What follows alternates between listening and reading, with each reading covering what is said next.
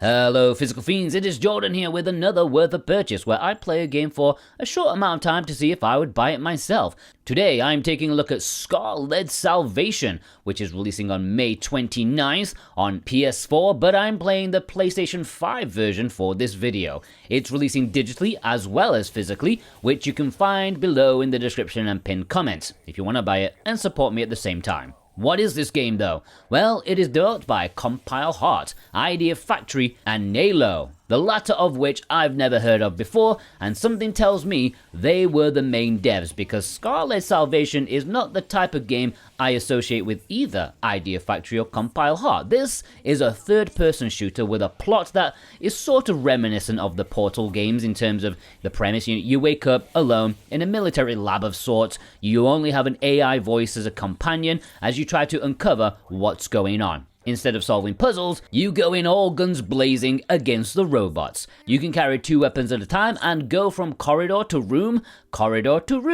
eliminating all robots along the way. The core mechanics are pretty solid. Shooting and dodging feels it's good enough. You can parry certain types of attacks as well, and there is decent enemy variety with distinct designs to really indicate what type of behavior and attacks they have. It's easy to get into, and the presentation feels promising.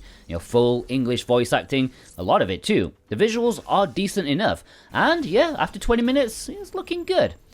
By the first boss though, about an hour and 10 minutes into the game, I was pretty bored. Half an hour later, I was extremely bored, because it's literally just the same thing over and over again. Okay, the rooms are slightly different, maybe you'll get a new enemy thrown into the mix once in a while, but it's corridor, room, with lots of babbling from the characters over the top of it. The environments do change, but at a glacial pace, only after each boss battle, and despite being bored out of my mind, I did push through just to see the second boss, and it felt like a lifetime to come. It just goes on and on. Solid mechanics, but I cannot understand how or why this is $60. It just doesn't make sense. There's no variety whatsoever. The game promises to be a roguelike in the fact that if you die, you then repeat. You also have a limited amount of bonuses you can attach to your character. However, in the 2.5 hours I eventually did play, I did not die. The only 2 times I got close to dying was when I was losing complete interest in the game, and I was almost poking the game to try and let me die. And the one time I did die, I had a revival item on me, so I didn't actually die. I don't know what happens when you die, and I don't want to find out, because if it means starting from the beginning of each chapter or whatever, I may actually feed my PlayStation 5 into a shredder just to put it out of its misery. If you enjoy pure repetition, if you get a kick out of padding, if you thrive on unambitiousness, this might be okay for you.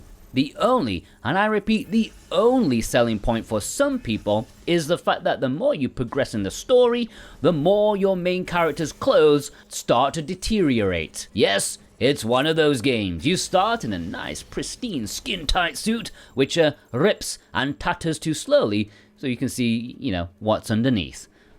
In terms of the physical release, it's pretty basic. There's nothing really to describe here. There is a standard physical release on PlayStation 5 and PlayStation 4 in both Europe and North America, with an Xbox version recently announced too, but that is coming in the fall. There is no fancy collector's edition that I can see, so nothing complicated for the physical release. If you want to purchase it and support me at the same time, this channel and stuff, you can do so via the links in the description and pinned comment, and I really do appreciate that, but don't tell me I didn't warn you.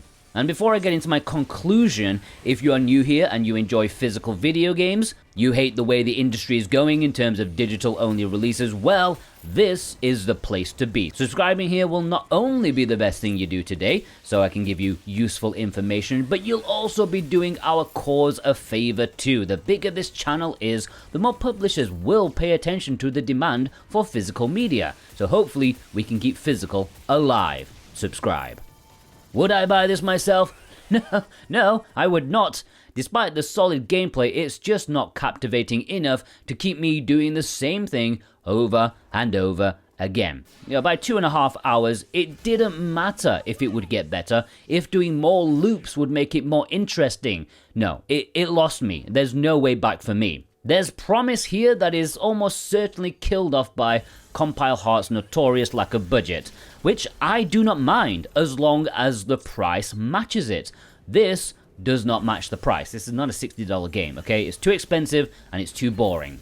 How about you? Do you think it would hold your attention? Are you a fan of Compile Heart games? Let me know in the comments below. And as always, have a fantastic day. I don't like being negative. I want to say that. I do not like being a negative person, but this game, I promise you, did nothing for me. You little... That's not what I meant. Is there anyone else besides me here? Nope, nobody.